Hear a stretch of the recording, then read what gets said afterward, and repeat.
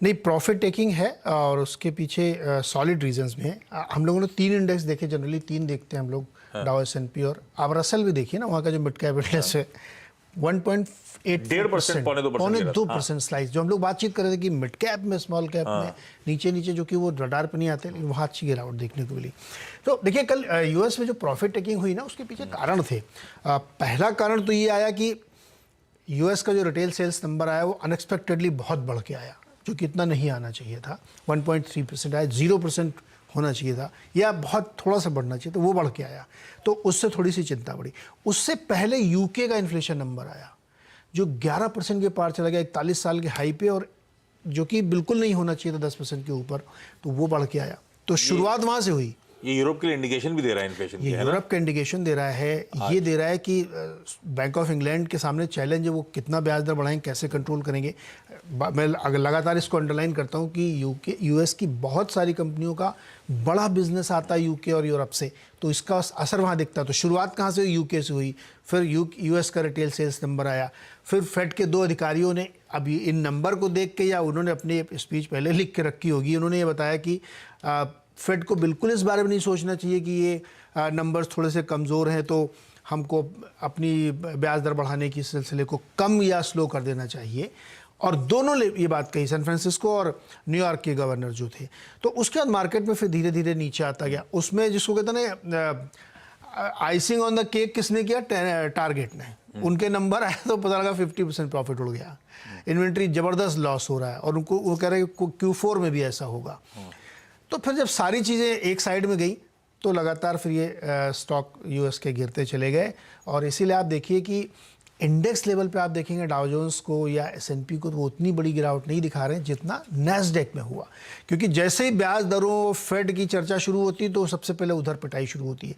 Plus आप मतलब वो खबरें एक दिन पुरानी हो जाती है तो हमें लगता है कि उसका असर नहीं हो, लेकिन अमेजॉन में आज से छटनी शुरू हो रही है।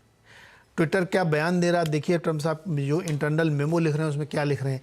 तो आईटी वाले जो टेक्नोलॉजी वाले स्टॉक्स हैं उसमें दिक्कत है। अभी थोड़ी देर पहले खबर आई, मुश्किल से 5 मिनट पहले, कि टेंसेंट कह रहा है कि हम मितुआ जो चाइना की डिलीवरी कंपनी उसमें अपना स्टेक बेच देंगे। स्टॉक 6% घुस गया है। तो ये जो न्यू एज कंपनीज़ हैं, जो कंपनीज़ टोटल एड्रेसेबल मार्केट के तहत अपने धंधे को बढ़ा रही थी, वो प्रॉफिट नहीं कर पाई थी, उन सब में दिक्कत है। वो चाहे पेटीएम हो, चाहे मितुआ हो, या ट्विटर या कोई भी हो। तो ये एक पूरा सिनेरियो बना, इसलिए वहाँ पे ये प्रॉफिट बुकिंग हुई। तो मुझे लगता है कि मार्केट एसी के इर्द गिर्द घूमेगा। अब अपना बाजार उससे कितना क्यूज लेता है ये पता कहना बड़ा मुश्किल है, लेकिन यूएस मार्केट में इस तरीके की चीज़ें हैं जो नंबर्स में रिफ्लेक्ट हो रही हैं। और अब 14 दिसंबर के आप करीब पहुँचते जा रहे हैं, तो ये इस तरह की चर्चाएँ, बातचीत और 14 दिसंबर इन्फ्लेशन का नंबर, फेड 14 दिसंबर भी तो आना है, 10-11 को आना है, जो भी वो तो आएगा ही। और लेकिन फेड की बैठक है 14 FOMC में रिजल्ट आएगा। ठीक है। आज पूरा एशिया में भी बहुत ज़्यादा खबरें। क्रूड में देखिए $2 ठंडा हो गया। तब और आपकी सेकंड प्लेट दिखाइएगा। क्रूड दरअसल आज की $2 कूल ऑफ हो गया। हाँ, कूल ऑफ हुआ। ये सबसे इंटरेस्टिंग बात है कि 2 हमले हुए कल। एक ओमान के पास एक ऑयल टैंकर था शिप सी में, जिसके ऊपर एक अटैक हुआ ड्रोन से, तो उसमें नुकसान हुआ। तो बढ़ जाना चाहिए था, ऑयल में बढ़ना चाहिए था, नहीं बढ़ा। दूसरा, रशिया के अंदर एक डिपो उड़ा दिया गया ड्रोन से, नहीं बढ़ा। क्यों नहीं बढ़ा? क्योंकि चाइना की तरफ से खबर जो आई है वो इंटरेस्टिंग नहीं है।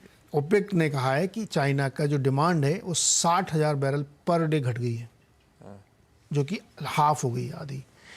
तो अब ये बड़ी चिंता की बात है कि क्रूड की डिमांड ही नहीं हो रही, तो क्या फिर ओपेक के सेक्रेटरी जनरल ने कहा है कि हम लोग मार्केट इंटरवेंशन के लिए तैयार हैं एनी टाइम।